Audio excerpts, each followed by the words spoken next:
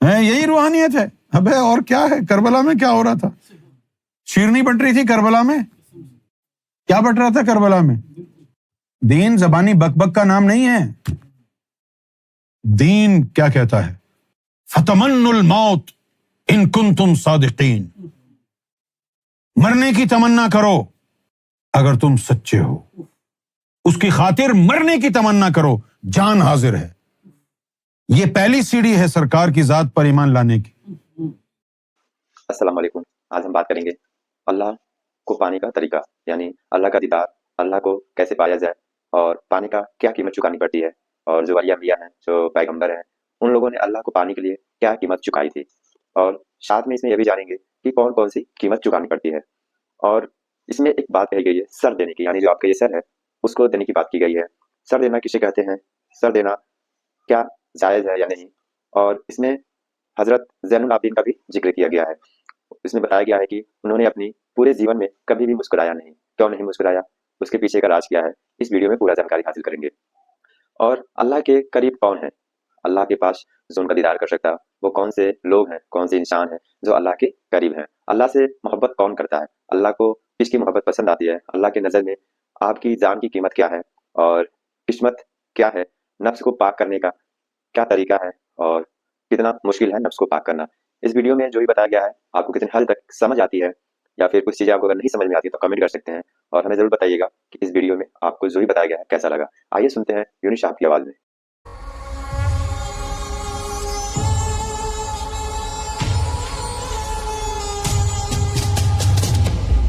یوم ازل میں کچھ لوگوں نے جنت کی لذت کو چنا، کچھ نے دنیا کی نقلی لذتوں کو چنا، کچھ نے اللہ کو چنا.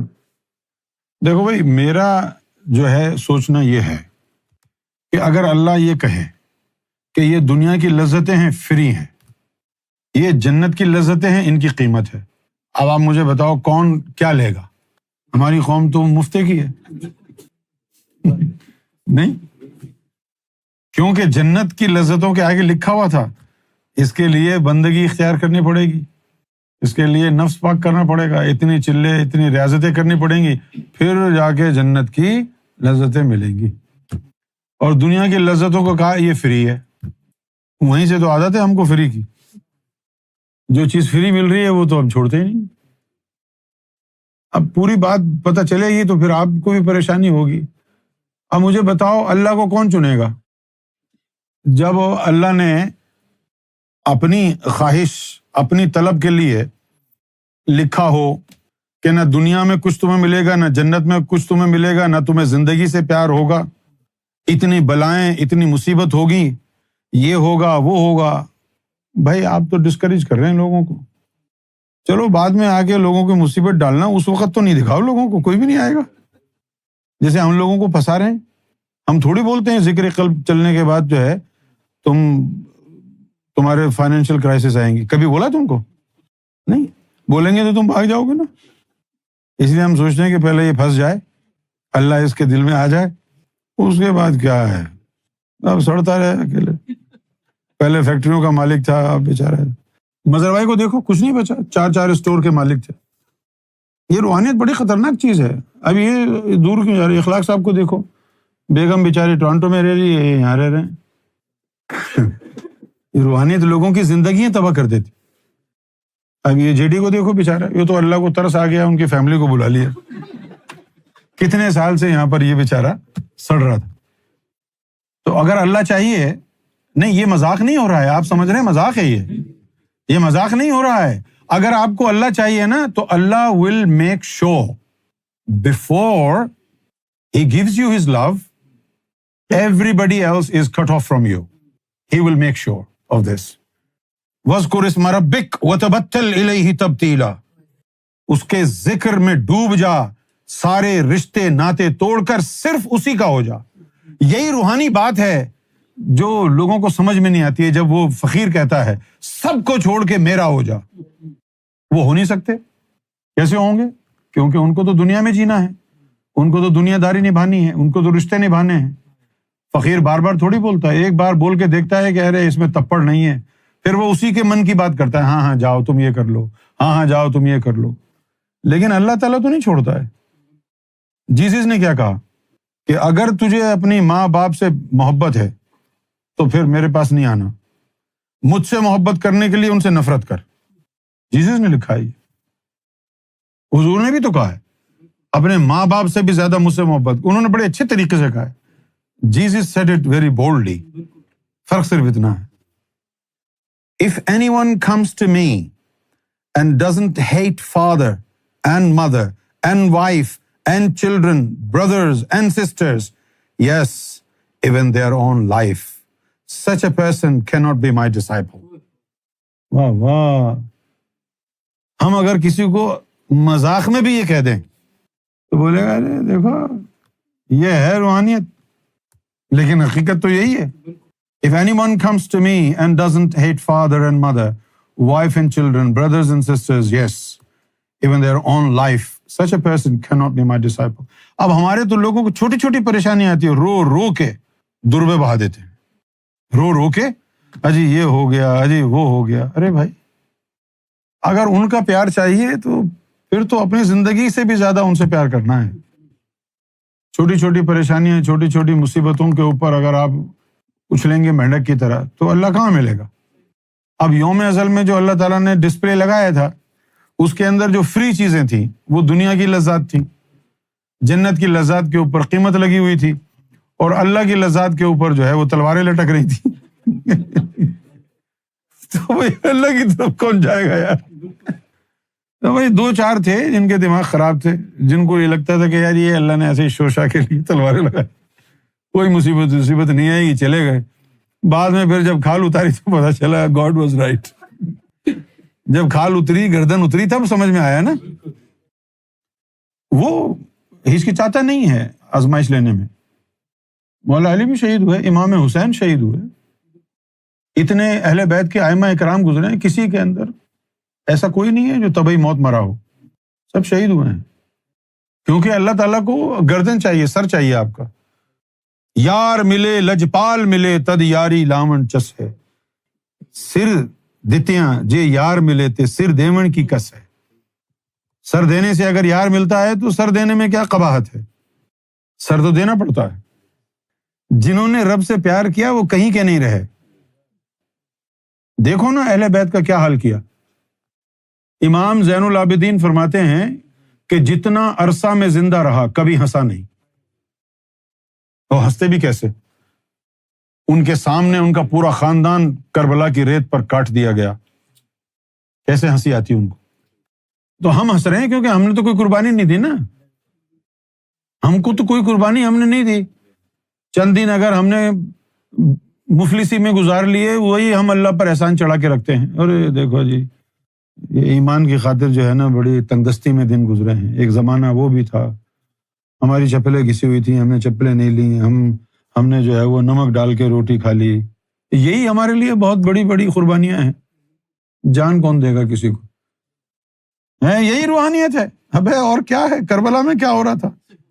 شیرنی بٹ رہی تھی کربلا میں، کیا بٹ رہا تھا کربلا میں؟ دین زبانی بک بک کا نام نہیں ہے۔ دین کیا کہتا ہے؟ فتمنوا الموت ان کنتم صادقین، مرنے کی تمنا کرو اگر تم سچے ہو، اس کی خاطر مرنے کی تمنا کرو، جان حاضر ہے۔ یہ پہلی سیڑھی ہے سرکار کی ذات پر ایمان لانے کی۔ سر ہتھیلی پہ رکھ لیا ہم نے کیونکہ گوہر سے دوستی کی ہے۔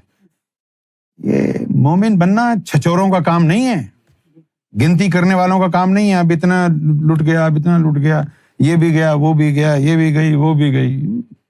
یہ تخمینہ سب انسانوں کے لیے ہے۔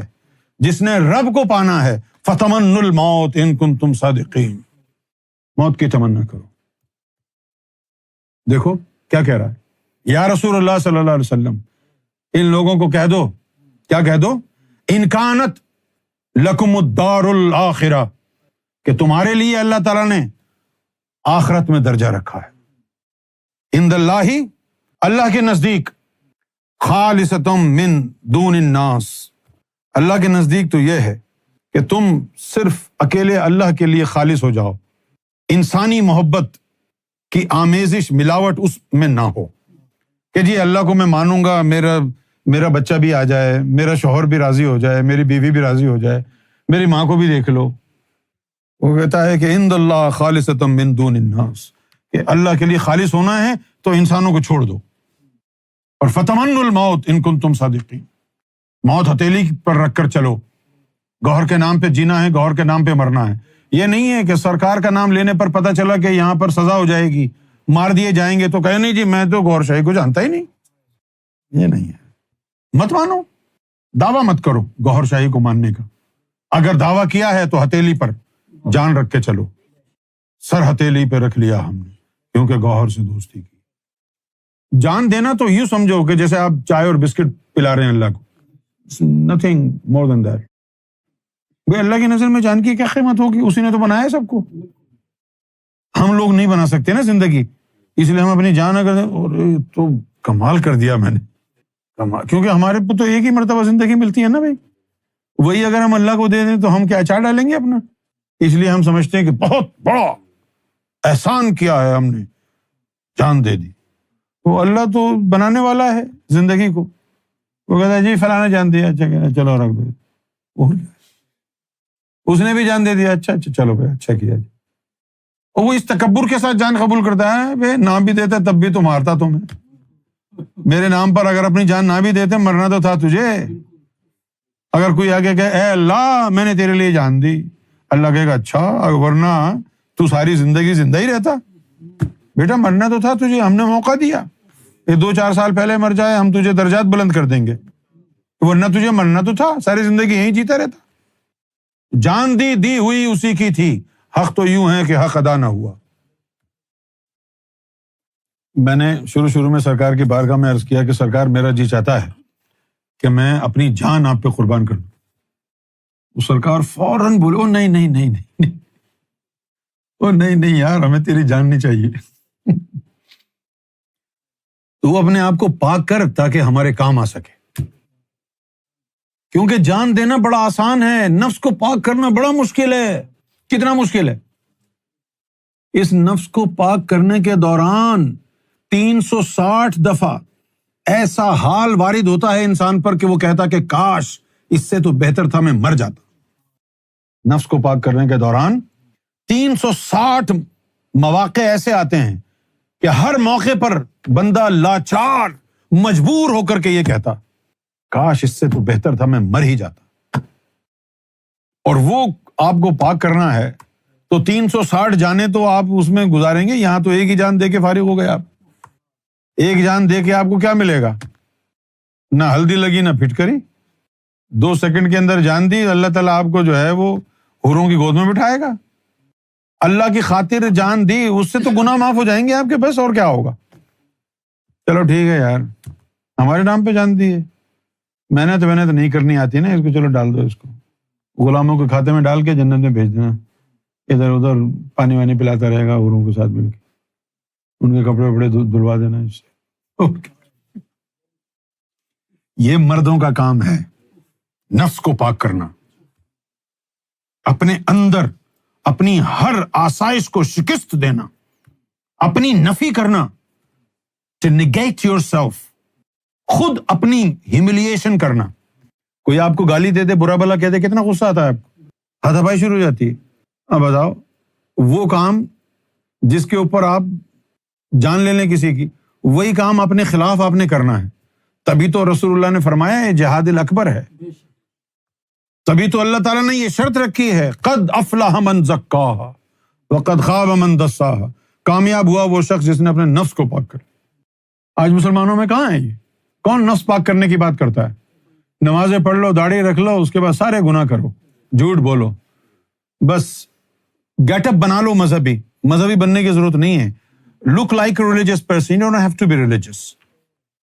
جیسے مذہبی لوگوں کا گیٹ اپ ہوتا ہے, یہ بنا لو بس کافی ہے. اس کے بعد شیطانوں جیسے کام کرو. یہی تو کر رہے ہیں لوگ. داڑھی منڈے کو دیکھیں گے بولیں گے یہ دنیا دار ہے. تو کیا خبر ہے یہ داڑھی منڈے کے دل کے اندر اللہ بیٹھا ہو. مسجد ڈھا دے, مندر ڈھا دے جو کچھ دیندا, ایک بندے دا دل نہ ڈھاوی. پتہ تھوڑی چلتا ہے. ایک بندہ جس نے کلین شیو رکھی ہوئی ہے, ڈسکو گاتا ہے واتا ہے, مل گیا سرکار گوھر شاہی سے, ایک نظر میں قلب جاری ہو گیا اس کا, کیا اس کا مقام ہو گیا. زاہد و پارسا جو ہے دیکھتے رہ گئے. ایک گناہگار سرکار کی نظروں سے اس کو ملا اور وہ اللہ والا ہو گیا. تو اللہ کا ملنا انسان کی کوشش سے نہیں ہے، یہ تو عطا ہے، گوہر کی عطا ہے، رسول اللہ کی عطا ہے، مولا علی کی عطا ہے، غوث اعظم کی عطا ہے، خواجہ غریب النواز کی عطا ہے، اور سرکار گوہر شاہی کی عطا کی اپنی ہی نرالی شان ہے. یہ ایسی عطا ہے، اس سے پہلے کوئی عطا ایسی آئی ہی نہیں، کیونکہ ان لوگوں نے الحمدللہ ہمیں امید ہے یہ ویڈیو آپ کو بہت ہی خاص اور عزیز لگا ہوگا. اس میں جو بھی بتایا گیا ہے آپ کو ادھک سے ادھک سمجھ میں آیا ہوگا. ہمیں امید ہے یہ ویڈیو آپ کو دیکھنے کے بعد آپ کو اللہ کے پرتی، اللہ کے نظر میں کیسی عبادت کرنی چاہیے، کیا کرنی چاہیے، اور سر دینا یا پھر شہادت دینا یا جو بھی کچھ بتایا گیا ہے اس میں آپ کو اچھے سے سمجھ میں آیا ہوگا. ہمیں امید ہے یہ ویڈیو آپ کو پسند آئی ہوگی، اور اس ویڈیو کو لائک اور شیئر کرنا اور سبسکرائب کرنا بالکل مت بھولیے گا. پھر ملیں گے ایک نئے ویڈیو کے ساتھ، تب تک کے لیے السلام علیکم.